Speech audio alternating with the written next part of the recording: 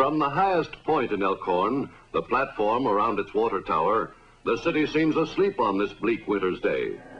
But below on its main street, the morning's activities have already begun. Editor Eames starts a busy day by making the rounds of potential news sources. The first signs of the holiday season are making their appearance at Elkhorn's main intersection, the corner of Wisconsin and Walworth Streets, where the evergreen garlands and Christmas bells are going into place. Each year, the city takes the lead in holiday preparations, and the putting up of street decorations is quickly followed by the arrival of wreaths and holly and Christmas gifts in the shop windows along the main street.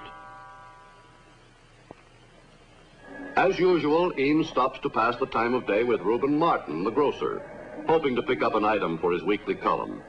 Reuben has been in business here 6 years. The churches are another important focus for community life and sponsor many of its social activities. Elkhorn's residential areas are clean and well kept. The family of Robert McGill, a contractor, is representative of the young people who have been attracted to the city. Mary Jane McGill's family has grown since she came to Elkhorn 6 years ago. The McGills now have 2 children, a boy, Kirk, 2 years old, and McGill's favorite, a daughter, Diane, who is 6. They live in a new home which McGill built just 2 years ago. Although the building season has slowed down since winter set in, there is still some construction going on, which helps to increase the basic wealth of the community. Down in the manual arts shop of the high school, the boys are putting their training in carpentry and decoration to work by cutting out and painting figures which will adorn a nativity scene to be set up in the band shell in the park. Of course, there will also be a traditional Santa Claus display. Elkhorn's children are brought up in clean and healthful surroundings with adequate space for healthy outdoor play. Their parents have read about juvenile delinquency in the big cities, but have had little experience of the problem at first hand. For these children, the school is the focus of their interests, and many of these boys and girls will attend a new agricultural school to be built next year, expanding Elkhorn's facilities for educating its future farmers. New industries have done much to offset the seasonal nature of business in this agricultural community.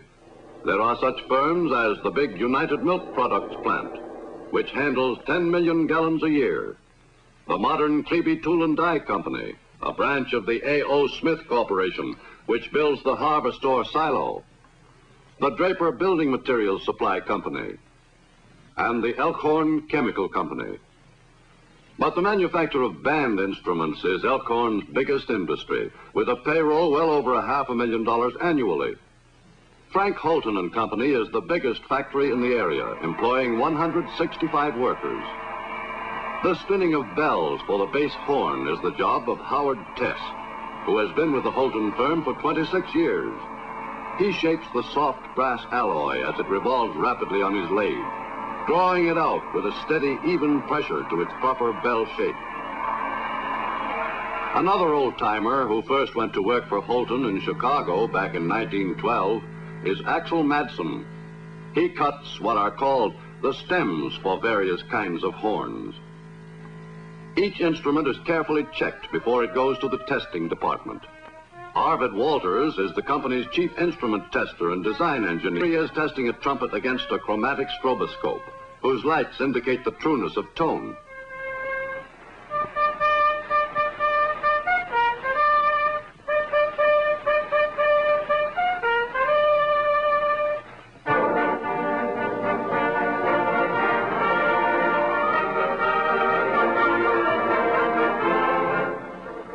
The high school band is busy, too, in rehearsals for the annual Christmas concert. Ted Binger, who also leads the Elkhorn City Band, is the conductor.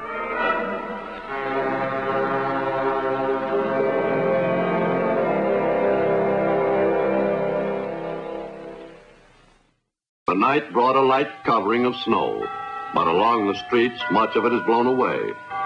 Despite a cold wind, children on their way home from school are drawn irresistibly to the windows of the shops with their exciting displays of Christmas toys.